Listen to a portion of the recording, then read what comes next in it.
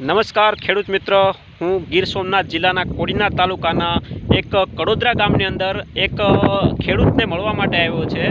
તો આપણે એને મળીએ અને વાતચીત કરીએ. તમારું નામ શું? મારું નામ વાળા સંજયભાઈ પરબતભાઈ. તમારું રહેવાનું? ગામ કડોદરા. ગામ કડોદરાની અંદર રહેવાનું. સંજયભાઈ, તમે અત્યારે ખેતી શેની કરો છો?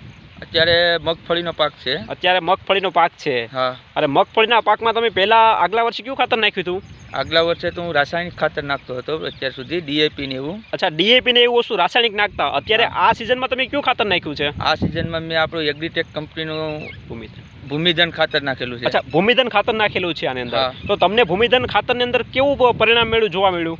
બહુ સારું રિઝલ્ટ મળ્યું છે. બરોબર. તમે ખેડૂત મિત્ર તમે જોઈ શકો છો, આપણે સંજયભાઈના ખેતરની અંદર અત્યારે વચ્ચોવચ્ચ ઊભા છે મગફળીમાં. તો મગફળીનું રિઝલ્ટ તમે જોઈ શકો છો મિત્રો.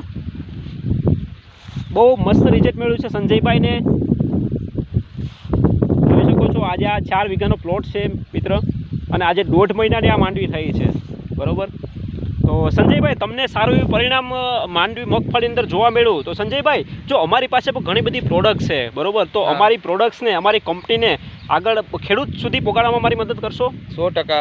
બરોબર, સારું છે, ખેડૂતને ફાયદો થાય એવું છે. બરોબર. Thank you. જય હિન્દ, જય કિસાન.